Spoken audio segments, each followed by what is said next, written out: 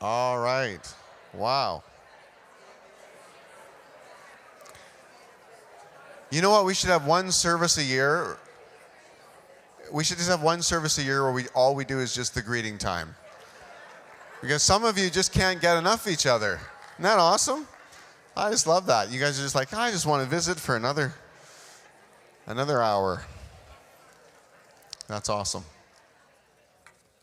Well, I just want to say a great big welcome to our online church family. Good to have you with us this morning.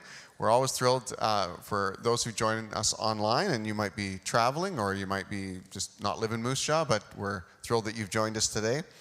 We are going to, at the end of the service, have an interview after the service stream is over with my good friend Barrett, and that's going to be good, but it won't be on the online stream, so just letting our online family know about that. Now it's time to introduce our speaker this morning. I'm thrilled to introduce Noah Quinnett.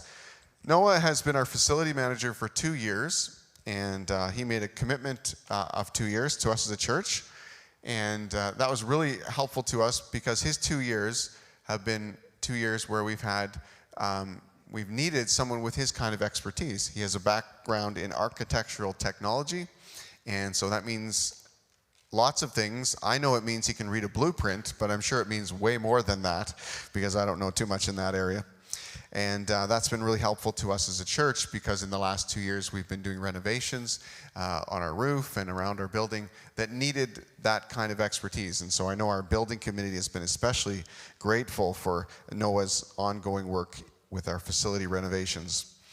He also has a heart for God. And I've seen that time and time again, and I've really appreciated that. And he's got a great attitude. And so not every church would have their facility manager speak and open the Word of God on Sunday morning, but we are thrilled that Noah is doing that. So here at Hillcrest, our facility managers preach. So that's just, part of the job. Now, I shouldn't have said that because I'm going to say who our next facility manager is, and now there's a lot of pressure on him. So I'm happy to announce that Anders Hermanson is going to step into that role. So the passing of the baton is going to happen. So Anders, do you want to just wave real quick here? This is Anders. Yeah. So there'll be time to tell stories about Anders yet, but just wanted to let you know that we're pleased to have Anders come on and also pleased to have Noah come and preach this morning. Would you welcome Noah with a great big Hillcrest welcome this morning as he comes.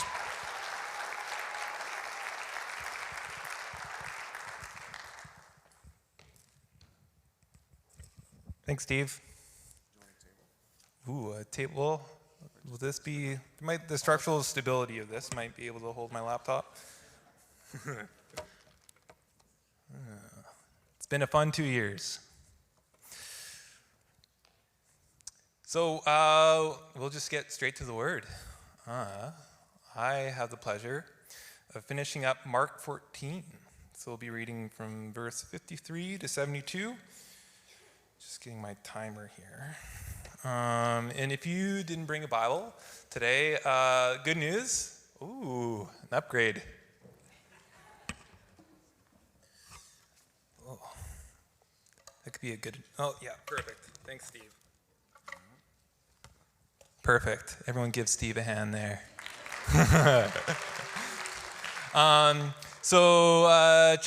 Mark chapter 14, verse 53 to 72. And if you didn't bring a Bible, good news, there's a Bible in the pew just in front of you. And you could open up to page 827, or in that area. So Mark 14, 53 to 72. I'll start reading. They took Jesus to the high priest, and all the chief priests, the elders, and the teachers of the law came together. Peter followed him at a distance, right into the courtyard of the high priest. There he sat with the guards and warmed himself at the fire. The chief priests and the whole Sanhedrin were looking for evidence against Jesus so that they could put him to death, but they did not find any. Many testified falsely against him, but their statements did not agree. Then some stood up and gave this false testimony against him. We heard him say, I'll destroy the temple made with human hands, and in 3 days we'll build another, not made with hands." Yet even then, their testimony did not agree. Then the high priest stood up before them and asked Jesus, "Are you not going to answer? What is this testimony that these men bring against you?" But Jesus remained silent and gave no answer. Again, the high priest asked him, "Are you the Messiah, the Son of the Blessed One?" "I am," said Jesus. "And you'll see the Son of Man sitting at the right hand of the Mighty One and coming on the clouds of heaven." The high priest tore his clothes. "Why do we need any more witnesses?" he asked. "You've heard this blasphemy. What do you think?" They all condemned him as worthy of death. Then some began to spit at him. They blindfolded him, struck him with their fists, and said, "Prophesy!" And the guards took him and beat him. While Peter was below in the courtyard, one of the servant girls of the high priest came by. When she saw Peter warming himself, she looked closely at him. "You also were with that Nazarene, Jesus," she said. But he denied it. "I don't know or understand what you're talking about," he said, and went out into the entryway. When the servant girl saw him there, she said again to those standing around, "This fellow, he's one of them." Again, he denied it.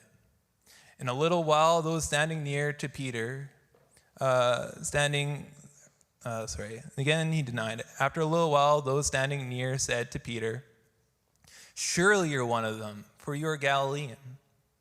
He began to call down curses, and he swore to them, "I don't know this man you're talking about." Immediately the rooster crowed the second time. Then Peter remembered the word Jesus had spoken to him. "Before the rooster crows twice, you will disown me 3 times." And he broke down and wept. Some might say nothing good happens at a McDonald's at 2:00 in the morning. And that's where I found myself one Saturday evening with 3 of my friends when we were in our early 20s to discuss theology and Star Wars. We arrived that evening to walk into that classic Western showdown scene where a sheriff and a few of his deputies walk into a saloon that has been overrun by the town ruffians. And then there's a nervous bartender standing behind the desk, polishing utensils with beads of sweat coming down his forehead. But replace the sheriff and the deputies with schlubby, tired-looking millennials, and sub out the bartender for McDonald's staff, and edit out the bandits for about 30 intoxicated teenagers or adolescents who just came out of their after-grad party. Look to your left, and somebody was drinking a precarious drink out of a paper bag. To your right, someone was smoking something on top of a McDonald's table, dancing. And yes, the offensive part is that they are dancing. And look forward, and someone's hurling a construction pylon across the foyer. And garbage everywhere, except in the bin where it belongs, of course. The moment we crossed the threshold into that restaurant, everything stopped, and all eyes were fixed on us, not happy to see us enter the restaurant. One of the guys who were part of the group thought this was a fantastic moment to climb the pecking order and show that he is honorable by taking on the largest man in my friendship. That man, Stephen Mueller, about 6'5", covered in tattoos, and the drummer of a metal band at the time. The other, being about 5'5", maybe weighing about 130 pounds. To say, if you can think of like Asterix and Obelix, does anyone know who Obelix is? This would have been the scene. Going through the ceiling tile, sandals still remaining on the floor. My friend Stephen, though, very soft-hearted man, kind of more like a Paddington Bear kind of guy, had a smile on his face, and he's trying to do it in order. Well, the young fellow was saying all kinds of things that I cannot repeat on this platform, pushing him and shoving him, while the guy's friends were desperately trying to get him to reconsider the fight. And all of this got dismantled by my other friend, Aaron Deagle, who was taking an order at the time. He was at the registrar. By one sentence, he said, "Hey, man, you want a cheeseburger?" He told the young man. And he stopped. His eyes were wide open, mouth open, confused, baffled, like he got hit.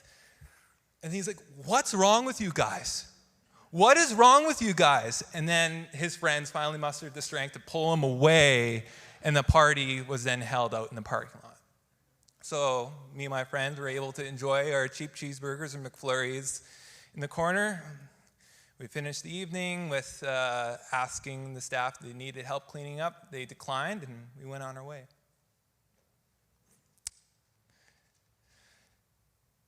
That was the best Western movies, cowboy movies, are the showdowns, right? You can think of Doc Holliday and Johnny Ringo, or OK Corral. You know that moment where two people are facing each other on Main Street, and they got their hands by their holsters, and they're ready to draw, and the best man wins. This town is not big enough for the both of us, they usually say. You ain't a friend in me, kind of thing. And Mark 14, the passage that I'm reading, is a showdown scene. For those who are just joining us today, this is your first time here, we as a church have been going through the book of Mark over the summer. Those who are joining through podcast today because Brian Carswell is speaking in Regina, I forgive you. I don't blame you, I blame Brian. And some of you are maybe looking at your watches thinking, Brian, I could probably catch Brian's sermon right now. And you probably could. Better get driving. Anyways, let's do a quick recap of Mark. So the last few weeks, last few chapters, Mark has been trying to make a point that Jesus is the Messiah, and trying to show how he will become the Messiah. Jesus enters into Jerusalem on a donkey, appearing as though he is the king who's gonna give it to the man, gonna give it to Caesar, kick the Roman occupation out, and free Israel. That doesn't happen. In fact, he goes straight to the temple, and he cleanses the temple by calling out all the religious leaders of the day and airing out their dirty laundry, essentially. Calling them out for their worship for money and for their greater desire for honor and power over helping the poor, the needy, and the immigrant. The religious leaders of that day are not super enthused by those comments, and they try to find a way to take care of Jesus discreetly, or murder him. The following chapters, Jesus talks a lot about how he's going to die and rise again, and his followers are like, I don't really like that, Jesus. And then he talks about how the temple's going to fall one day, that their cultural moment's going to end, and he says a little bit about the end of the world. Good times. And then Passover meal happens.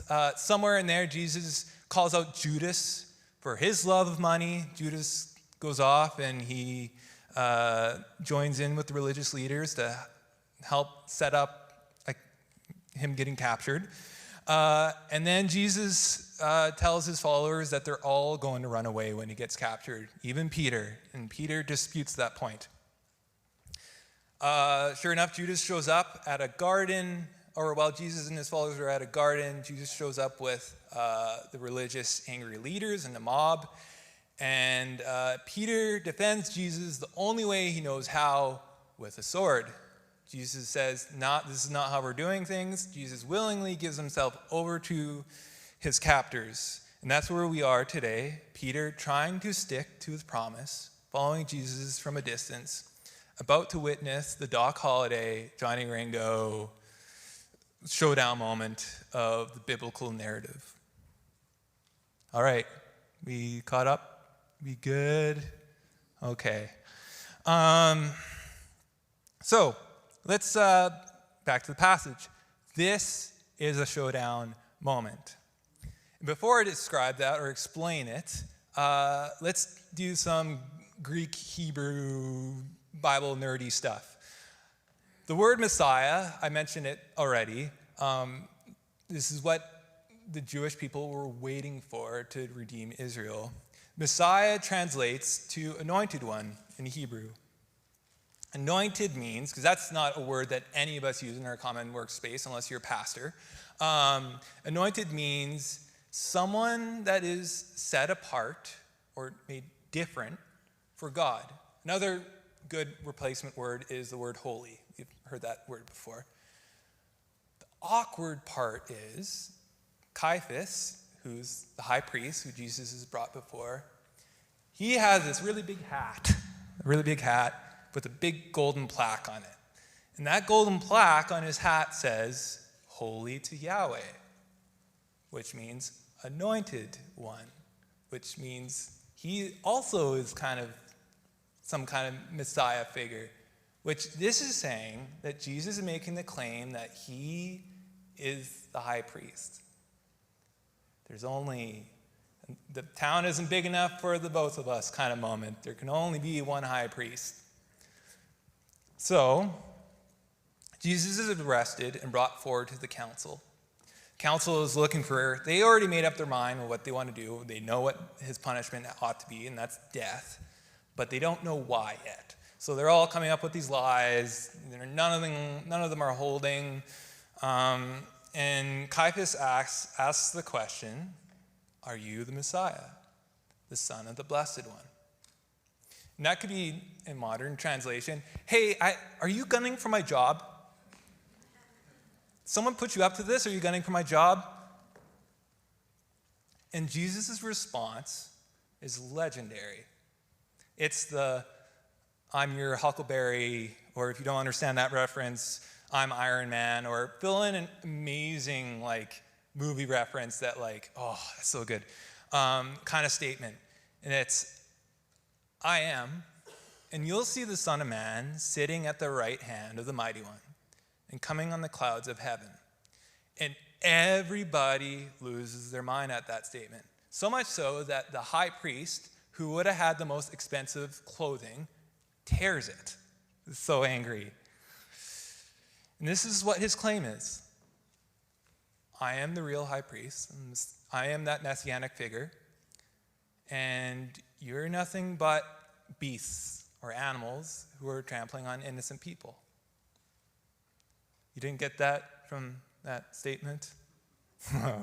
Well, let's take a deep dive into the Old Testament to figure out how we got here. So Genesis. It's going back to page 1. And may I say that the previous speakers to me have done an amazing job at going through Genesis. So on page 1, God does a creation.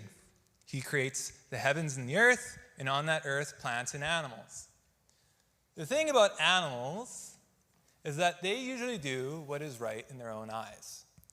Anyone here familiar with the Discovery Channel or, I'm trying to think of, maybe you have a hamster and the hamster has a baby. You can't have the baby in the hamster cage. Or you have two Japanese fighting fish, you can't put them in the same fish bowl. Animals do what is right in their own eyes at the detriment of another animal. So God, they need heaven, they need a representative from heaven to rule over them. This is when humans come into play. God creates humans who bridge the gap between the heavens and earth. And God tells them to fill the earth subdue it, and have dominion over the fish of the sea, and over the birds of the heavens, and over every living thing that moves on earth. He employs his first high priests. He gives them all the fruit to eat, and they receive. So all the resources they possibly could need, God has given to them. He's given them an abundance. But then one day, a disgruntled heavenly being, who's not super cool with the idea of humans ruling, disguises himself as a snake, an animal.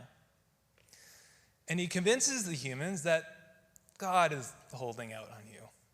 He hasn't given you everything you need. In fact, if you eat that fruit that he told you not to eat, there's something there.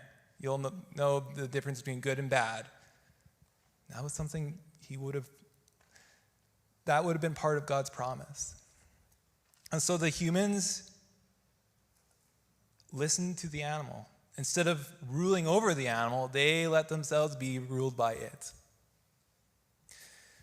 And sure enough, that's the fall. And they're exiled from Eden. There's a pattern here. This pattern continues. Adam and Eve are outside of the garden, and they have kids. And their kids are Cain and Abel. Actually, Jackson talked about this a few weeks ago and did an awesome description of it. I'd recommend going back to listen. But essentially, two brothers, they're doing sacrifices at Eden's door. They're doing priestly stuff. They're the new high priest. That's awesome. And Cain recognizes that Abel has more of God's favor, more of God's blessing. And he starts coming up with a scheme thinking, hey, if Abel's not around, I would get a lot more blessing. And God confronts Cain on this, and he says, hey, there's an abundance of blessing. There's no shortage of blessing that I can give if you do what is right. There's an animal crouching at your door named sin. You should rule over that. Don't let that crouching animal in. And what does Cain do? He's like, nah, I'm getting Abel and I'm getting that blessing. And so Cain is letting that animal, which is called sin, subdue him when he's called to subdue it. He's doing what is right in his own eyes instead of God's. And generation after generation, this is the pattern. People doing what they think is right instead of what God is, and hurting innocent people. To the point that it becomes not just one person or individuals, but kingdoms. Let's do a quick game. This is what I call theater of the mind. This is probably best if you close your eyes and I'll describe something, and you got to use a very not used tool nowadays because since the internet, but imagination. So I'm going to tell this story, and you just have to imagine it. Imagine. Or you can have your eyes open. It doesn't matter to me. Imagine that you and your whole family have been invited to the world's largest Hershey's chocolate factory in the world. And this Hershey's chocolate factory, since it started running 7 weeks ago, has had 5,000 of the best people running it. The best architect, the best designers, the best chocolatiers, of course, the best facility manager. And all this was prepared by the best marketers on a golden ticket that you found in a mediocre O. Henry bar. On your first visit, you and your family show up into the town, and you look out to the landscape, and the houses that are in this town where the facility is are beautiful. It's almost like a Canmore, but better, or Disneyland, or the Shire. Imagine that. And you walk outside the car, and the air smells like fresh baked cookies. It's like, oh, look at this place. And then you go into the factory, and it's not just you and your family and friends, but it's also there's other groups who have been invited. And there's a chocolate fountain in the lobby. There's a room full of chocolatiers doing amazing chocolate, and then there's another room with like perfectly packaged chocolates that are perfectly arranged, so much so that you're nervous to take any of it because it's so perfectly presented. That's the place you're in. And then this British man walks in, he looks like Ralph Fiennes, and he says, "Welcome to Hershey's Chocolate. Have as much chocolate as you want." So you grab enough for you and your friends, you have an amazing day, and you get in your car and you start driving home like you're leaving a dream. And as you're leaving, you notice several dozen semis pulling up to the building with cattle trailers. You're like, what's that all about? Well. Your next visit is in 7 weeks. And from your first visit, the 5,000 best of the best staff were replaced with 5,000 dogs. And for 7 weeks, 5,000 dogs maintain the biggest Hershey's chocolate factory in the world. You have shedding dogs, you have aggressive dogs, you have large dogs, small dogs, you have gastrointestinal dogs, feral dogs, all the dogs that you can think of. And if you don't really understand why that could be an issue, find a friend who does have a dog and understand how chocolate and dogs does not equal good things. So you show up to the town with your friends and family, and this time you look around and there's plywood on the house windows, and there's shoes hanging from a power line, and you walk out of the car and you get into the factory, and you're hit with the worst smell. It's undescribable how bad the smell is. So much so that you just start speaking in tongues. You're just like, So, and the door slams really loud behind you, which draws the attention of 36 dogs, and they all start running towards you, and they're getting their paws on you and their snouts, and there's brown stuff. This is brown stuff all over me of different consistencies. You look at the walls and the floor, and how is the brown stuff on the ceiling? You're praying that it's chocolate. And the chocolate fountain, there's something sleeping in the chocolate fountain. I hope it's sleeping. And the perfectly packaged room is all shredded to shreds. So your OCD stuff is really acting up. And in arrives Ralph Fiennes again. And he says, "Welcome to Hershey's Chocolate. Have as much chocolate as you wish." And in your horror, you start running away, but then you stop right in your tracks because someone, not in your group, but like another person who was there, starts grabbing chocolate. And he's like, "It's not as bad if you eat around the chewed up bits." That really big, dumb metaphor is all to say that creation is meant to be ruled by images of God and not by animals. And when humans do what is right in their own eyes, they are like animals, losing the showdown. So God has a plan. What's God's plan? He's going to institute the Messiah, who is this image of God person who is going to bring everything back. And fast forward several hundreds of years later from Cain, there's a man named David who's the king of Israel. And he too was supposed to be like a Messiah high priest figure, and he failed hard. And David, who's the king, writes what's called Psalms 110. And that would have been like to a first century Jew, Psalms 110 would be like John 3:16 to us. Like everyone knows this psalm. And it goes this way. "The Lord says to my Lord, sit at my right hand until I make your enemies a footstool for your feet." It's confusing because David is the king, and he's talking about a human who's greater than him.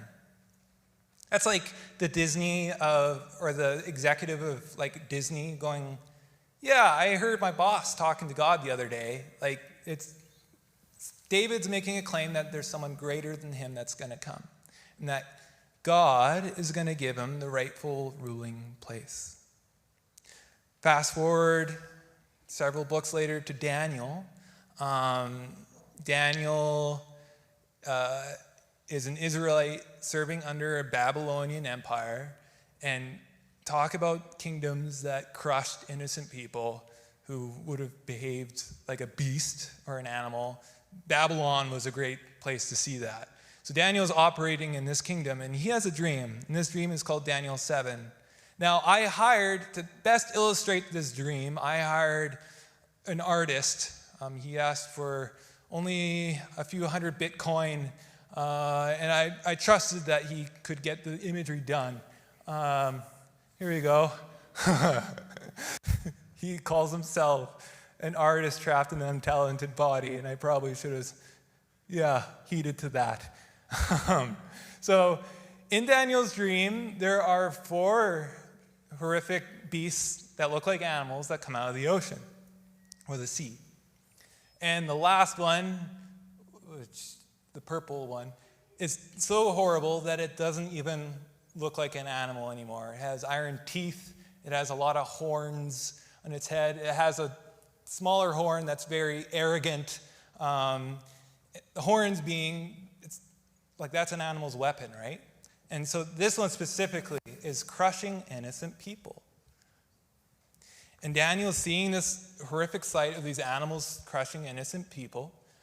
And suddenly these chairs start getting set up. And these heavenly hosts are setting up a courthouse around these crushing animals.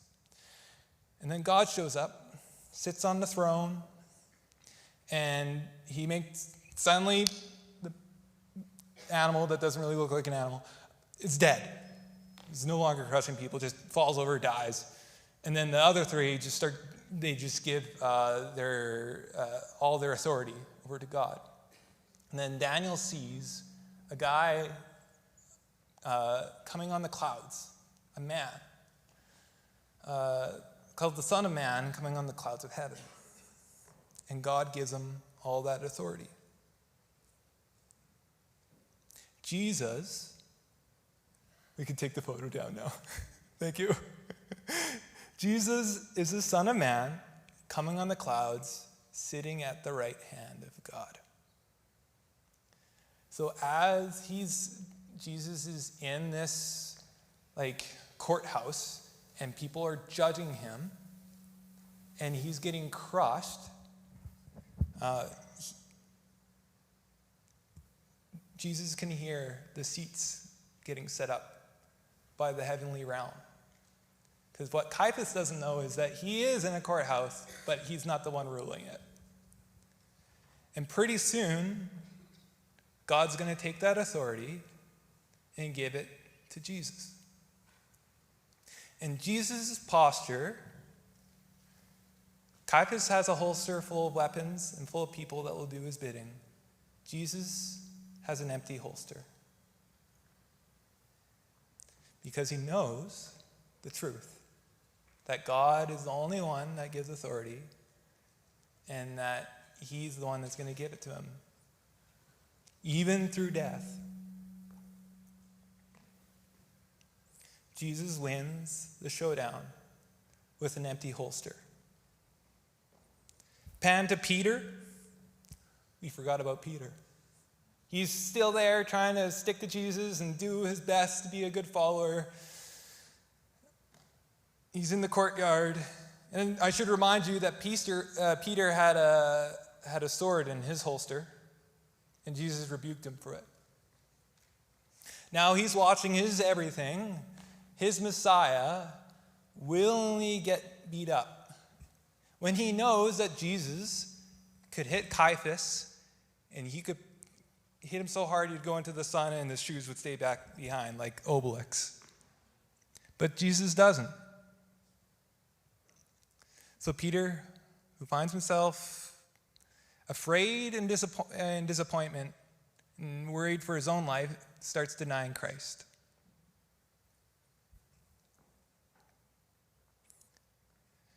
Jesus is our living high priest. And he's calling his followers to be his priests with empty holsters.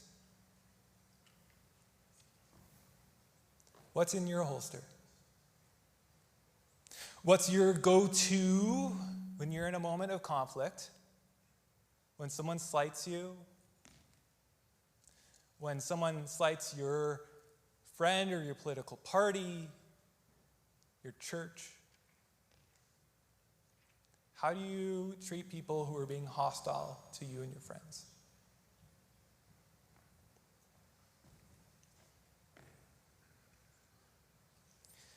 What's the truth statement that you can rely on? What abundance has God given you that you can hold on to?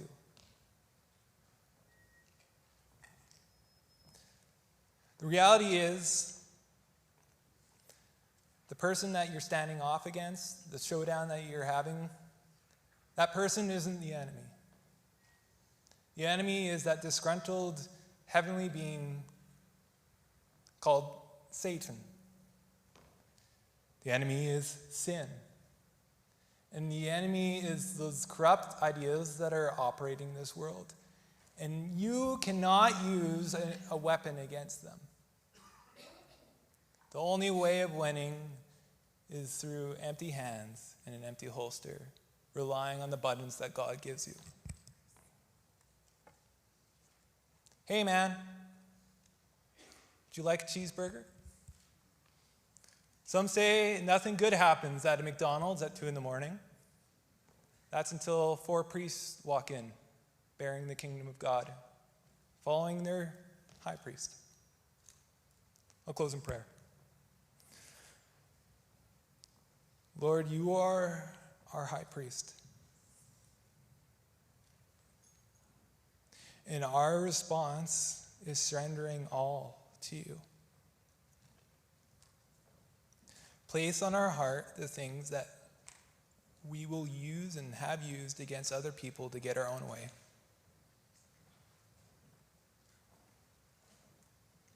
May we be bearers of peace. In your name.